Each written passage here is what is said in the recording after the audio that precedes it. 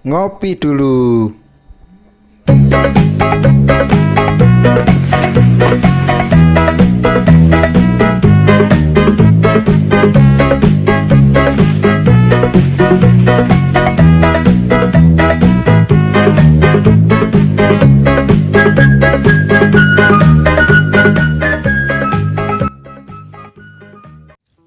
Halo, assalamualaikum warahmatullahi wabarakatuh. Berjumpa kembali ya dengan saya, si Bang Teksir lagi.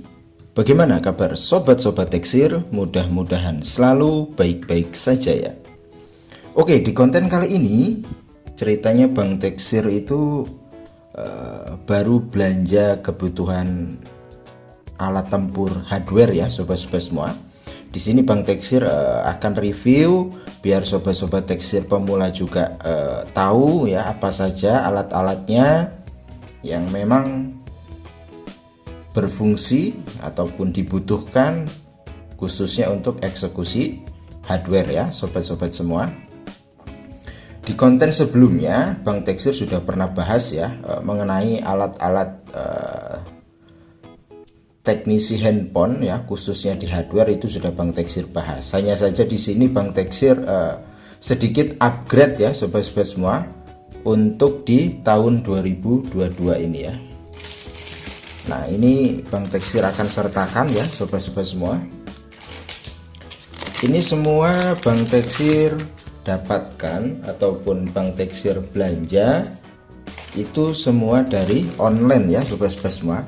Jadi jika sobat Teksir memang mau belanja itu ya tinggal cek saja ya di online ya, banyak ya sobat-sobat semua, baik di Shopee ataupun di Lazada ya, di Tokopedia itu semua ada ya sobat-sobat semua.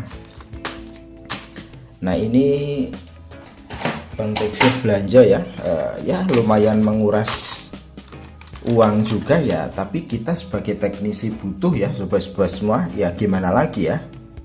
Nah, ini ya kurang dan lebihnya yang Bang Teksir upgrade ya sobat-sobat semua.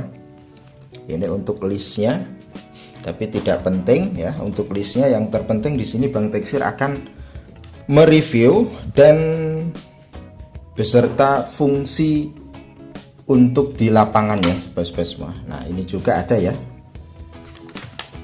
nanti kita akan review satu-satu ya. Lalu ini juga ada, sekalian Bang Teksir kasih tahu ya. Langsung saja ya sobat-sobat semua. Ini ada yang namanya USB Smart ya sobat-sobat semua. Ini sangat membantu sekali untuk kita sebagai teknisi itu menganalisa kerusakan pada handphone tentunya ya. Dan selain bisa menganalisa, USB Smart ini juga bisa untuk fast charging ataupun quick charging ya.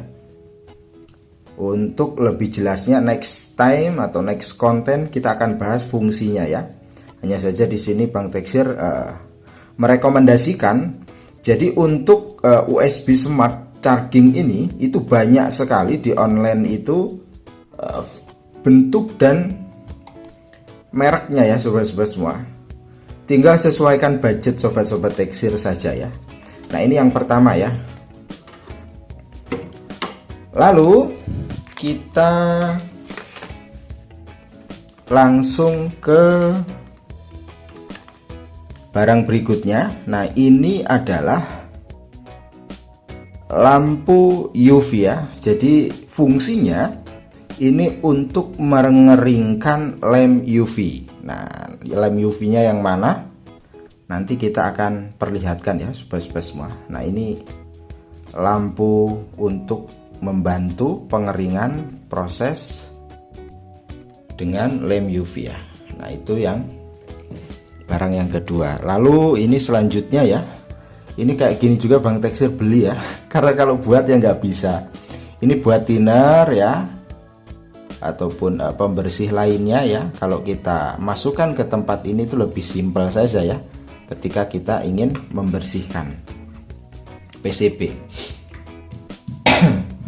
Lalu ini ada lagi ya, EDL cable. Nah, EDL cable ini boot untuk membantu kita ya masuk ke EDL. Nah, ini ya, seperti ini. Nanti prakteknya kalau sudah ada bahan, Bang Teksir akan praktekkan ya bagaimana menggunakannya. Ini hanya mereview saja. Nah, ini kabelnya ya, sobat-sobat semua. Ini kabel boot EDL. Lalu ada juga yang namanya kabel boot untuk Harmony ataupun Huawei. Nah, jadi kabel boot ini itu untuk HP Huawei yang memang sudah ber-OS Harmony ya, sobat-sobat semua. Jadi kan ada tuh Huawei kalau sudah Harmony itu tidak bisa di test point. Nah, kita menggunakan injek untuk masuk ke USB Huawei-nya itu pakai ini ya. Nah, ini penting ya sobat-sobat semua. Banyak di online ya, banyak di online. Nah, ini untuk mereknya ya. Silahkan cari. Lalu ini juga Bang Teksir upgrade untuk tang ya, pemotong ya, memudahkan pekerjaan kita tentunya. Nah, ini berikutnya ini adalah lem UV ya. Jadi Bang Teksir sarankan untuk pemula itu kalau nyari produk di Shopee ataupun di online ataupun di toko spare part ya, itu yang relief ya sobat-sobat semua. Itu lumayan bagus. Nah, ini lem UV ya. Ini lem UV yang tadi ini.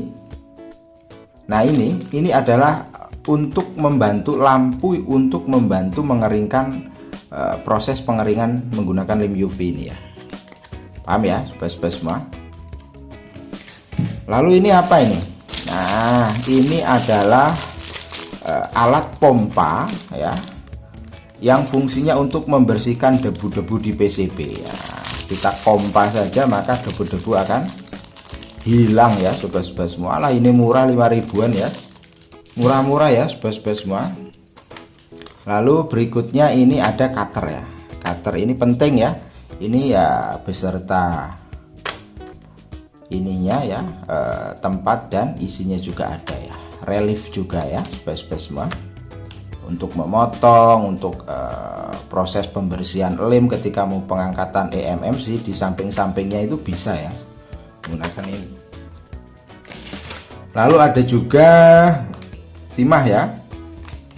Timah ini yang bagus sobat-sobat semua, bisa gunakan merek mekanik ya sobat-sobat semua, lumayan bagus.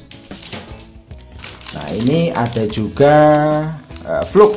Nah, ini fluk yang memang lumayan mahal harganya ya sobat-sobat semua. Kan fluk itu ada yang 3 ribuan ya, 4 ribuan, 5 ribuan. Nah, ini kurang lebihnya harganya 25 ribuan ya, tapi ya memang kualitasnya bagus ya sobat-sobat semua.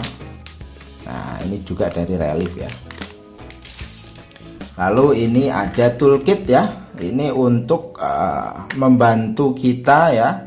Banyak ini ya sobat-sobat semua. Modelnya nggak harus sama dengan Bang Teksir, tapi fungsinya sih sama ya.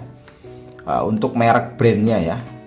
Nah, ini adalah alat untuk membantu kita untuk pencongkelan ya, IC ya. Nah, ini alatnya seperti ini.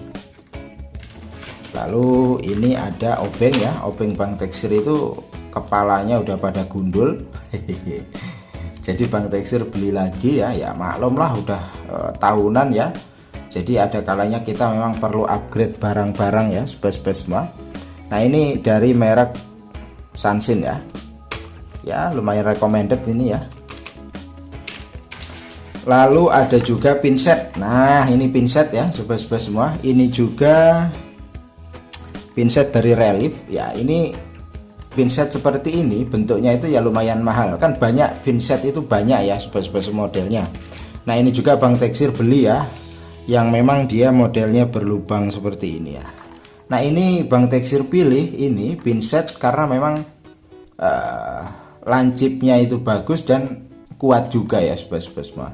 Dan Bang Teksir sarankan untuk pemula itu kalau pinset buat congkel-congkel jangan dicampur dengan pinset untuk pasang eMMC ataupun IC lainnya ya.